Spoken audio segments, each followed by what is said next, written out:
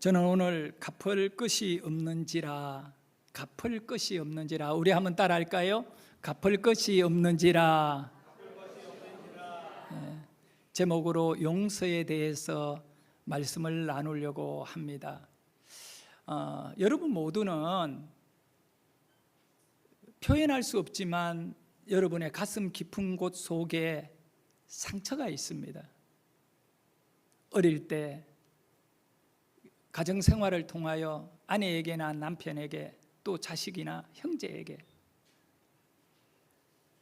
또 우리가 아무 상관이 없는 이웃이나 직장의 동료에게 억울하게 당한 일들이 있을 수 있습니다.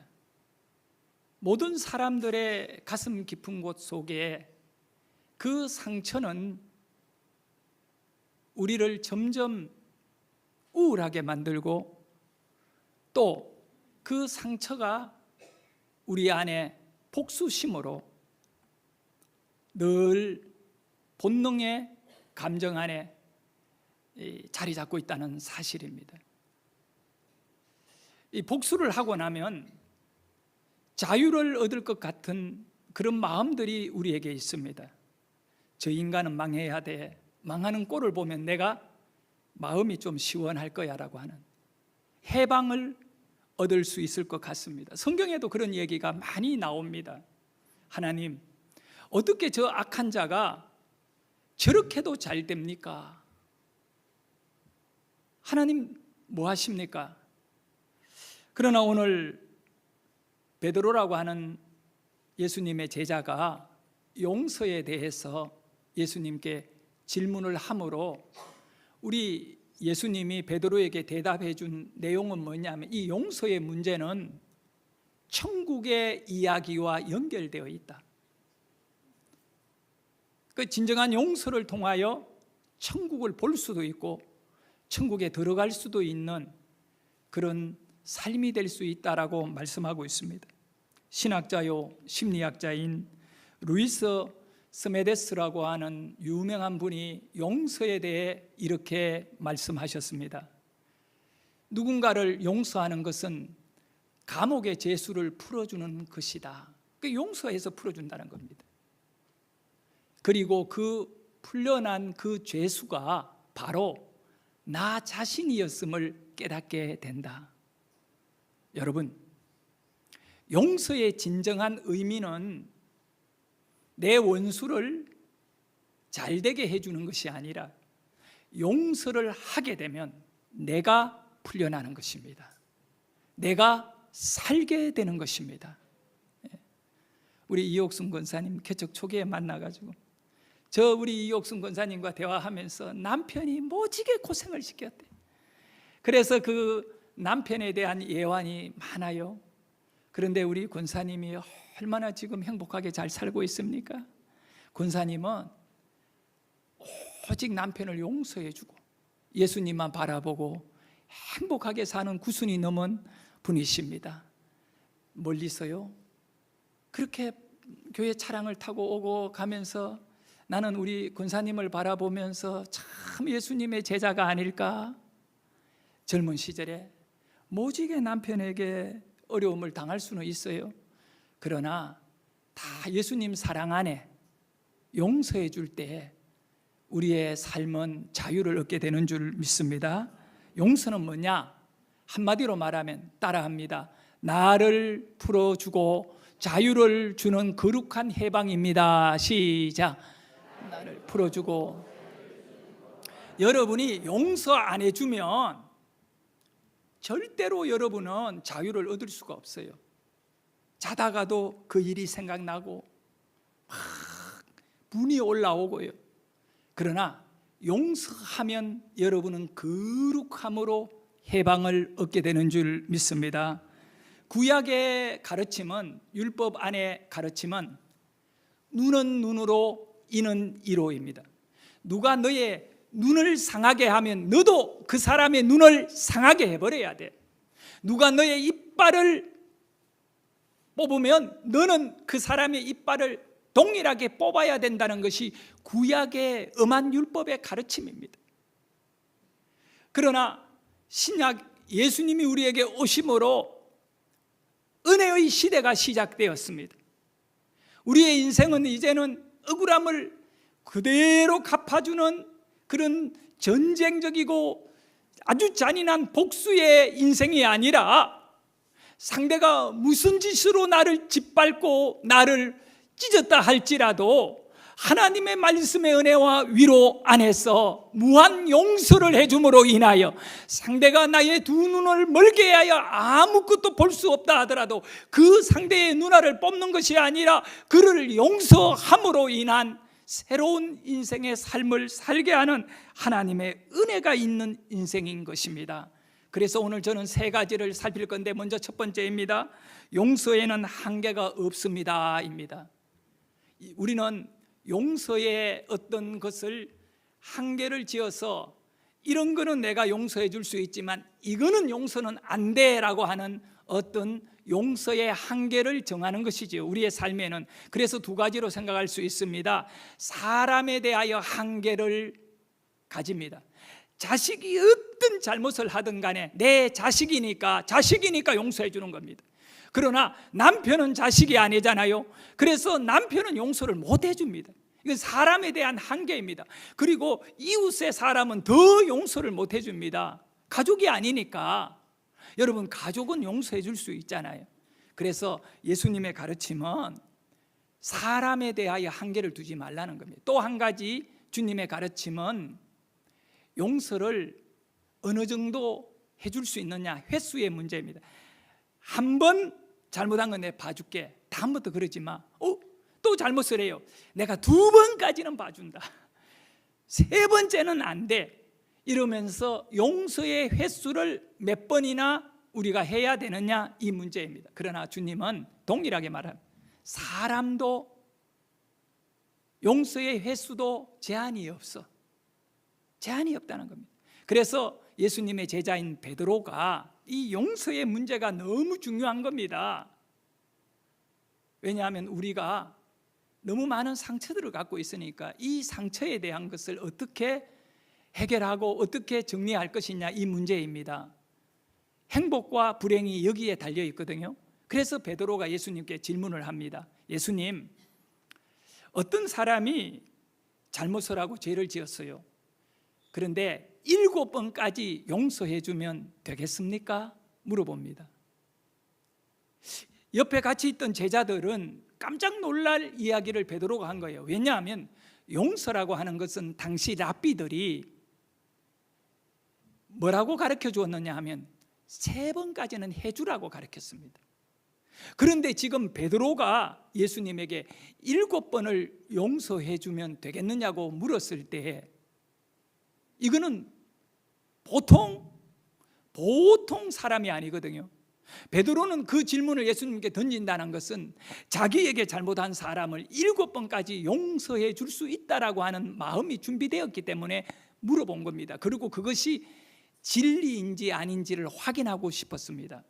랍비들은 3번까지 해주라고 하지만 그 7번이라는 것은 3번을 2번이나 하고 한 번 더 하는 거기 때문에 예수님을 따라다니면서 수년간 베드로는 많이 변화되었습니다. 그 변화의 결과가 7번이라고 하는, 당시 사람들은 감히 흉내를 못 낼 그런 결론을 베드로에게 있었기 때문에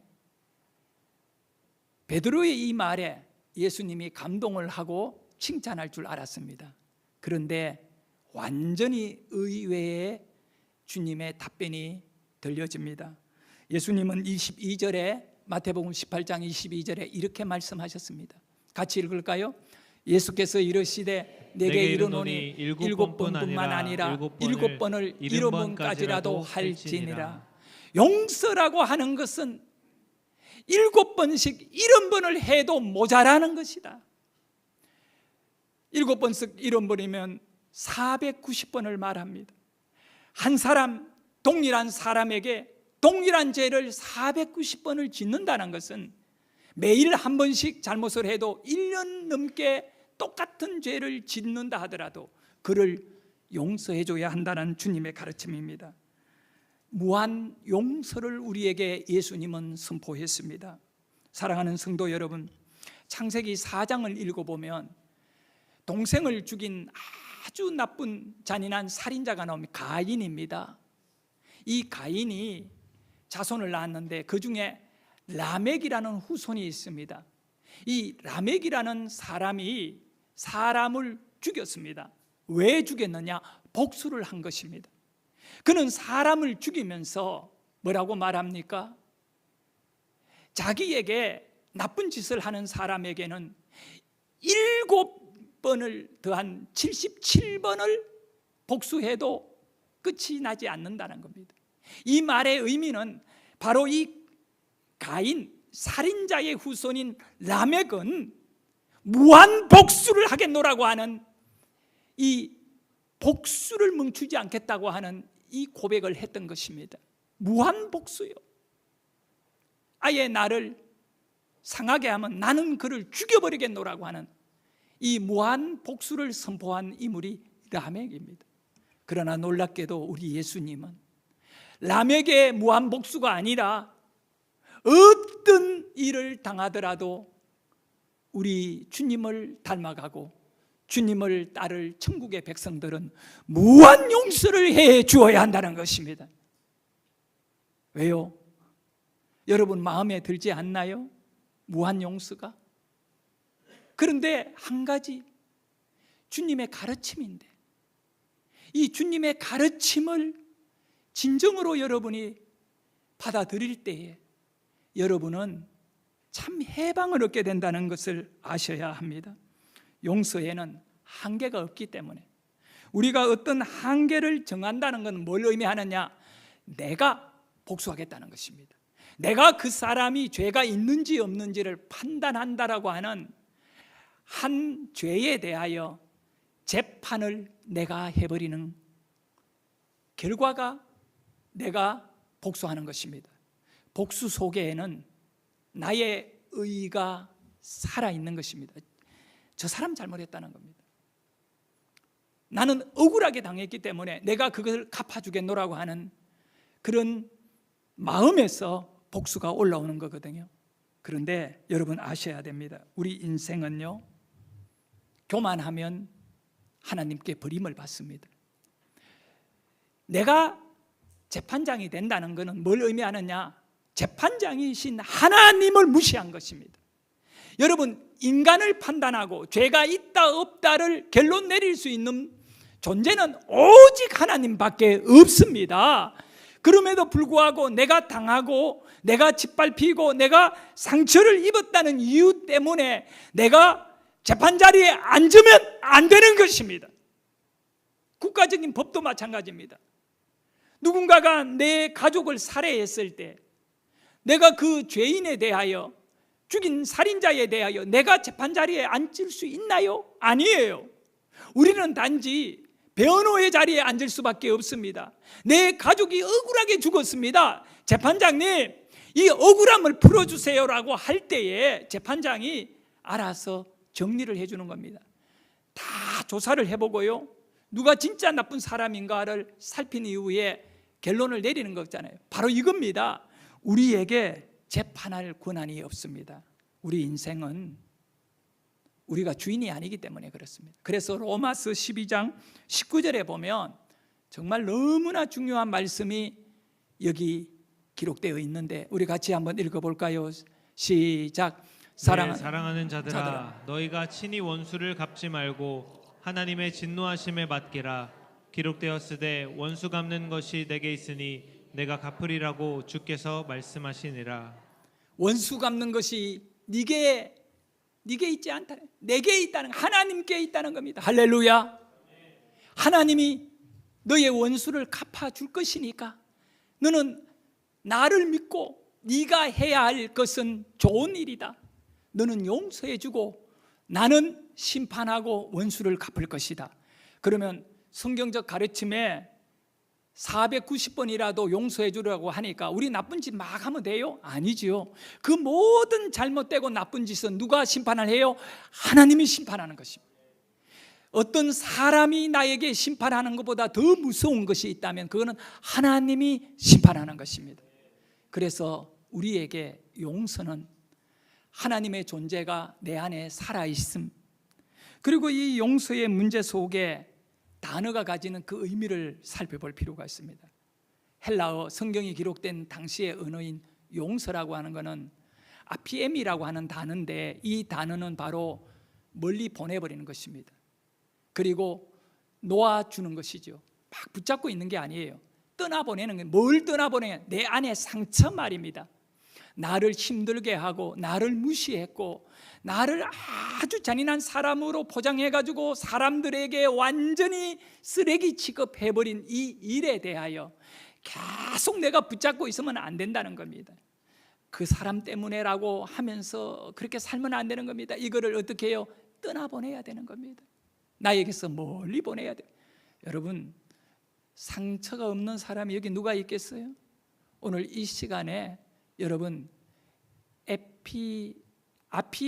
아피엠이라고 하는 이 용서, 바로 떠나보냄, 나의 상처를, 나의 원수를 용서해 준다, 떠나보내는 은혜가 있기를 축원합니다.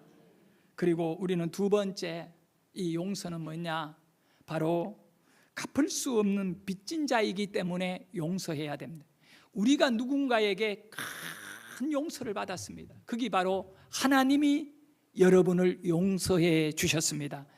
우리는 죄의 값을, 죄의 그것을 어떻게 해결할 수 없었습니다. 그러나 우리 하나님께서 우리를 용서해 주셨습니다. 하나님의 용서는 저를 따라합니다. 무한 용서였다. 그래서 무한한 용서를 받았기 때문에 우리도 우리에게 죄를 지은 자를 무한 용서를 해 주어야 합니다. 여러분, 주기도문을 통해서도 너무 잘 하잖아요.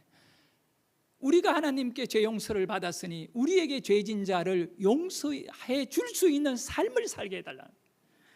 그래서 오늘 본문에 보면 23절에서 25절에 이런 내용이 있습니다. 함께 읽겠습니다.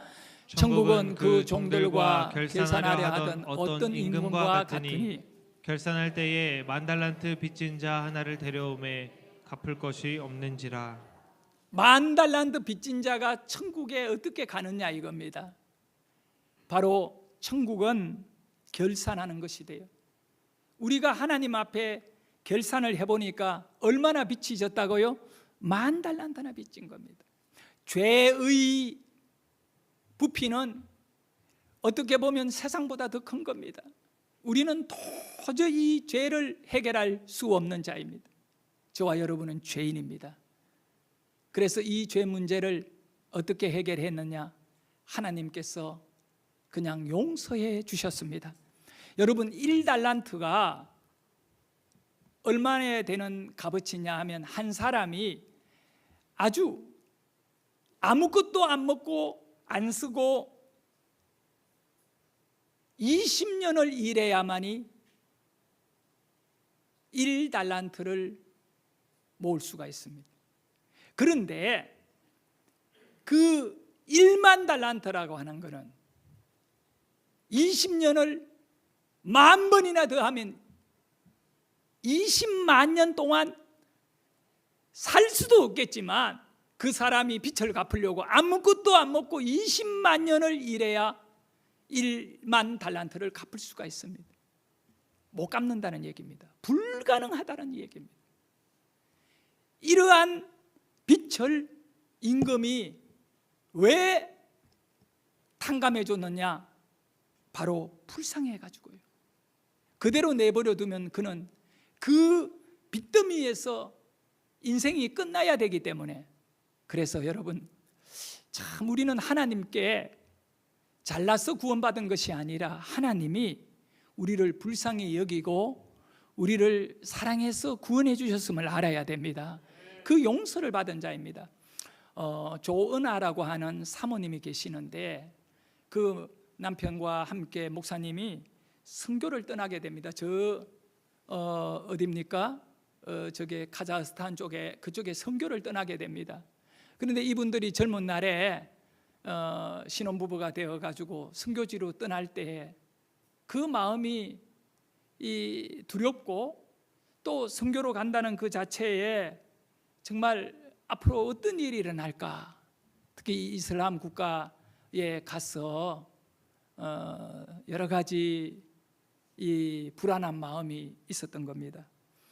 이제 비행기를 타려고 공항에서 시간을 기다리고 있을 때 하나님의 큰 은혜가 이 사모님에게 임한 것입니다. 그리고는 펜을 들고 눈물을 흘리며 글을 적어 내려갔는데 그 글이 찬양이 만들어져서 정말 세계적인 그런 기독교 찬양으로 히트를 치게 되는 겁니다. 그 찬양의 제목이 하나님의 은혜인 것입니다. 가사가 이렇습니다. 나를 지으신 이가 하나님, 나를 부르신 이도 하나님, 나를 보내신 이도 하나님, 나의 나된 것은 하나님의 은혜로다. 나의 달려갈 길 다 가도록, 나의 마지막 호흡 다 하도록 나로 그 십자가 품게 하시니, 나로 그 십자가만을 품게 했다는 겁니다.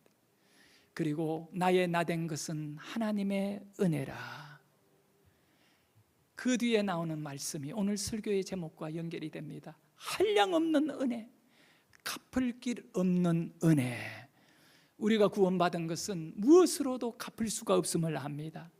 내 삶을 애워사는 하나님의 은혜. 할렐루야. 나 주저함 없이 이 땅을 밟음도, 이제 선교지를 나감도 나를 붙드시는 하나님의 은혜라. 우리가 누군가를 용서해주고, 용서하면 내가 비참해질 것 같지만 절대 그렇지 않습니다. 용서하며 그 땅을 밟아 나갈 때에 하나님의 은혜의 발걸음으로 여러분은 살게 되는 줄 믿으시기를 바랍니다. 한 10년 전에, 15년 전이네요. 제가 풀로신학교에서 공부할 적에 이 강의를, 성교학 강의를 들어온 교수님이 바로 저 조은아 사모님이셨어요. 그래서 자신이 그 노래를 만든 배경을 설명하는데 눈물이 나더라고요. 우리가 정말 갚을 수 없는 은혜를 하나님께 받았기에 그 어떤 누군가가 나를 마음 아프게 하고 나를 배신했다 하더라도 우리는 복수하는 것이 아니라 끝까지 무한 용서를 통하여 하나님이 재판장이 되어 주시고 내 모든 걸 갚아주시는 이는 하나님이 되어 주시고 내가 해야 할 일은 용서인 줄 믿습니다. 성도 여러분, 우리가 어떻게 누구를 용서할 수 있겠습니까? 우리 힘으로는 안 됩니다.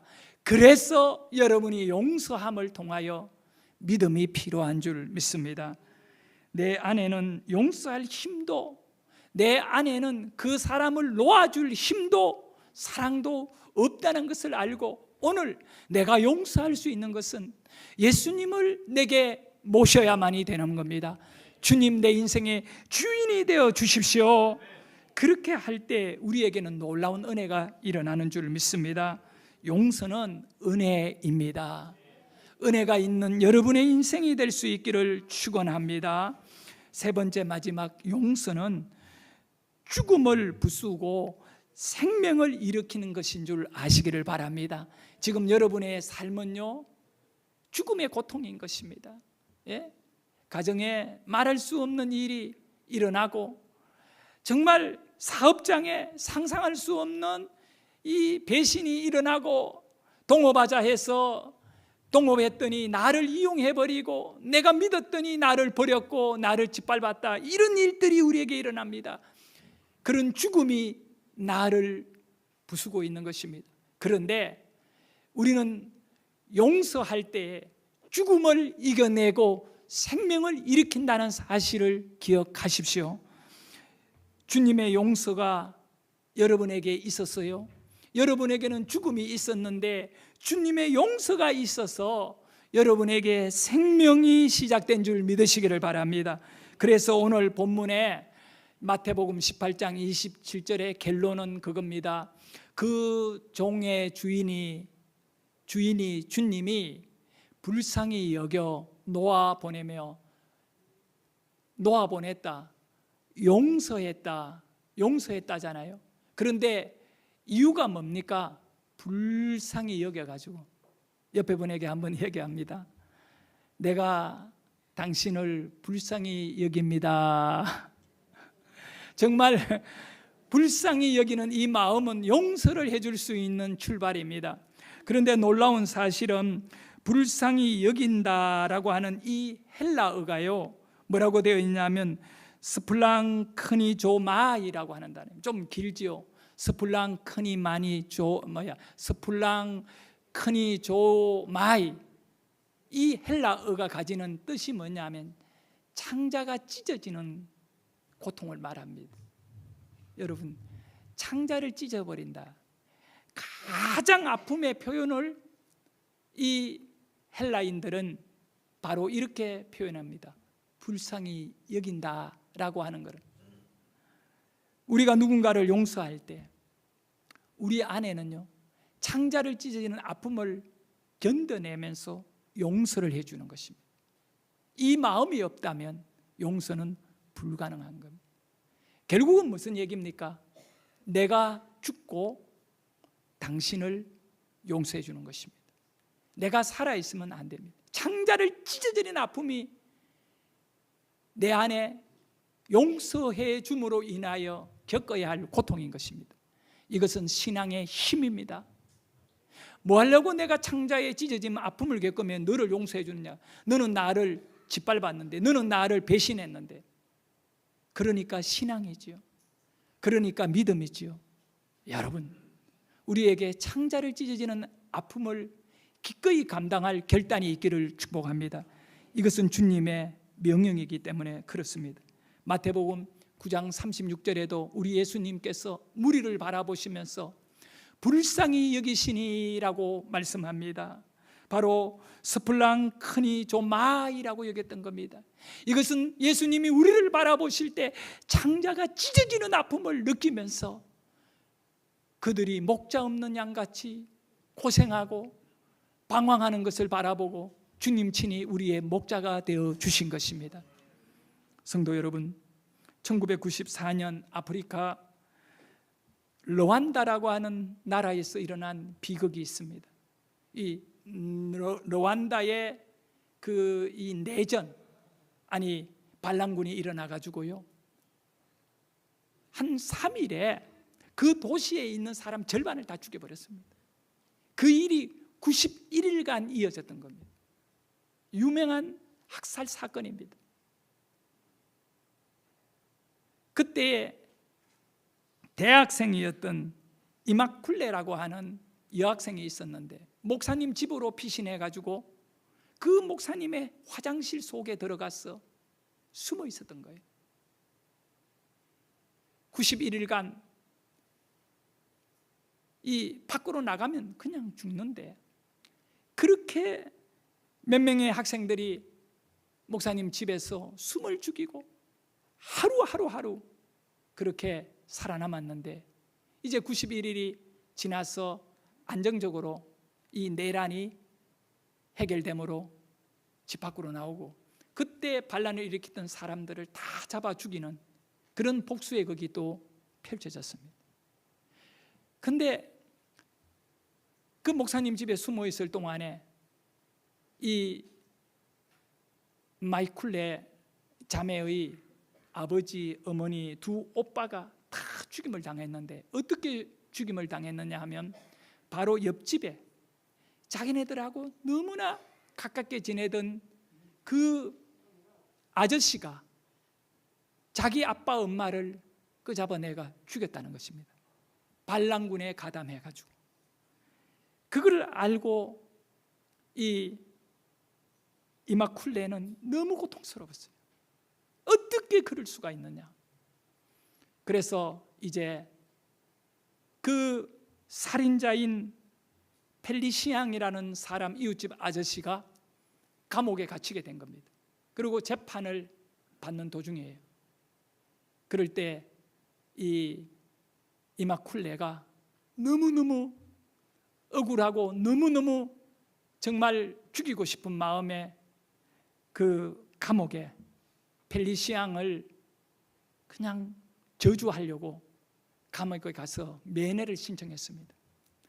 면회를 하는데 교도소 소장이 함께 그 자리에 계셨고, 그래서 이 정말 자기 아빠 엄마를 다 죽여버린 그것에 대한 분노를 참지 못한 이마쿨레가 저주의 말을 퍼부으려고 입을 열려고 하는 그 순간에 90일간 목사님 집에서 숨어가 하루하루 죽느냐 사느냐의 이 불안 속에 떨면서 목사님으로부터 기도받고 예수 그리스도를 영접하고 신앙을 배웠던 이 자매가 목사님이 가르친 용서에 대하여, 하나님 나라는 무엇인가에 대하여 그가 91일간 3개월 동안 배우고 나온 것입니다.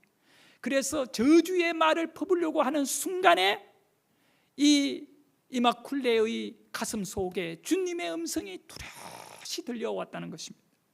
주님은 이마쿨레에게 이렇게 말했습니다. 그도 바로 이 펠리시앙인 이 살인자도 내가 긍휼히 여기는 자이다. 내가 긍휼히 여기는 자이다. 그러면서 이마쿨레, 네가 받은 1만 달란트 은혜를 기억해라. 그럴 때 손이 올라갔던 손이 그 펠리시앙을 향하여 내리치지 못하고 눈물이 쏟아지면서 이빨을 깨물고 견디면서 그 펠리시앙의 어깨 위에 손을 딱 얹고, 이 이웃집 아저씨는 자기가 지은 죄가 너무 크기에 고개도 들지 못하고 고개를 숙이고 있는데 어깨에 손을 얹고는 이런 말을 했다고 합니다. I forgive you. forgive라는 것은 용서라는 뜻이거든요. 근데 이 단어는 두 가지가 합쳐진 겁니다. 누구누구에게 give, 준다는 것입니다. 용서는 주는 것이 있어야 돼요. 말로만 너 용서할게 아닙니다. I forgive you. 나는 너에게 용서한다. 이 말을 했을 때 교도소 소장이 막 분이 나는 겁니다. 그러면서 얘기합니다. 이마쿨레, 이 살인마는 너의 아빠와 엄마, 너의 오빠를 죽인 자야. 어떻게 그런 말을 할 수 있어? 용서라는 말을 할 수 있어? 라고 말했던 것입니다. 이 악마를 용서할 수는 없어. 그랬을 때 눈물을 뚝뚝 흘리면서 이마쿨레가 이런 대답을 했다고 합니다. 내가 펠리시앙에게 줄 수 있는 유일한 것은 용서밖에 없기 때문에 그렇습니다. 예수를 믿어버리고 은혜를 깨달았던 이 지독한 고통 속에서 주님을 만났던 이마쿨레에게는 복수는 할 수 없는 자가 되고 말한 것입니다. 그래서 자신이 줄 수 있는 것은 용서뿐이라고 고백하면서 이 용서만이 분노의 감옥에서 나를 살리고 해방시킬 수 있기 때문입니다라고 고백했던 것입니다. 여러분, 복수는 사람을 짐승으로 만들지만 용서는 우리를 예수님 닮게 합니다. 짐승이 될 것인가? 예수님의 제자가 될 것인가?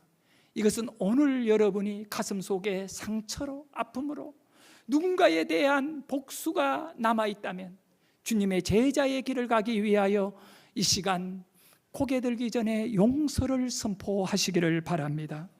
사람들은 외칩니다. 복수가 정의를 이룬다고 생각합니다. 우리나라 정치판도 마찬가지입니다. 서로 이 당이 권력을 잡았을 때는 저 당의 사람을 복수합니다. 또 저 당의 사람이 권력을 잡았을 때는 또 이 당의 사람을 복수합니다. 우리나라의 정치적 슬픔은 뭡니까? 복수가 이어지고 있다는 것입니다.